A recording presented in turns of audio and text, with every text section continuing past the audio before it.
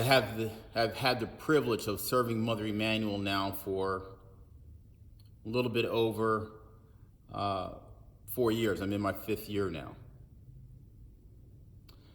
And we always try to ensure that people remember what took place here. On June 17th, 2015, when a white supremacist came in to this sacred space and murdered 9 beloved members. We're always encouraged to remember and to state and to call their names. Reverend Clemente Pinckney,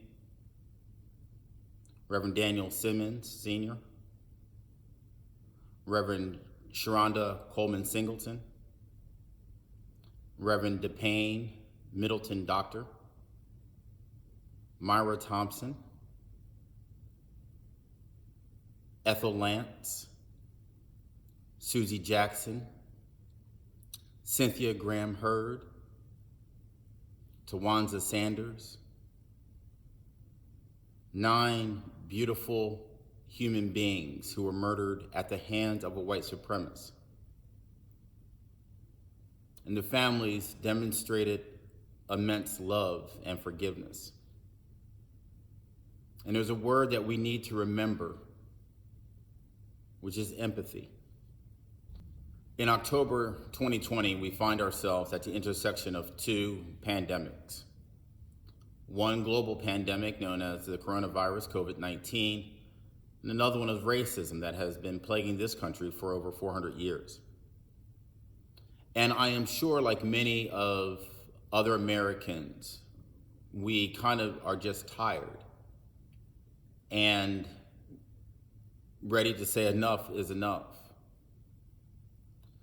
And then on top of that, to add insult to injury, we do not hear from the highest offices of this land those who are willing to condemn systemic racism or to condemn hate crimes, or those who use hateful speech, or those who would attack others based upon the color of their skin, their gender, just because they're different.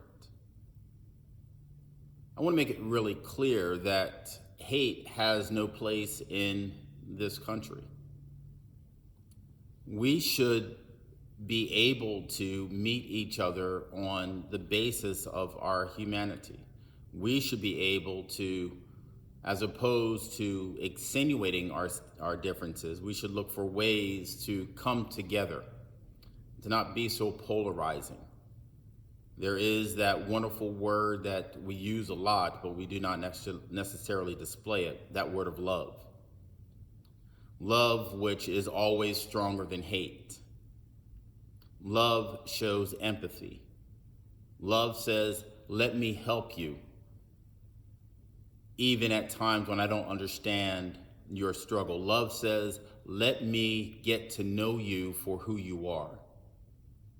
I want to get to know you for being another human being, not a Republican, not a Democrat, not an independent, but I want to get to know you for being another human being. Because I believe that when we come together on that level, then we are really ready to put our brothers or our sisters, our friends, our enemies' needs, sometimes even ahead of our very own.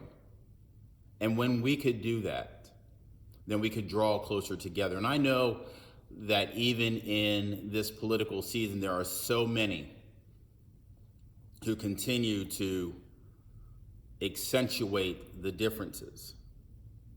Some say you don't need to wear a mask, some say they don't need to listen to scientists, but we understand that if we are to be our brother's keeper, our brothers or our sister's keeper, then we must do what we can do, what is in our control, to ensure that they are protected and to ensure that they are safe.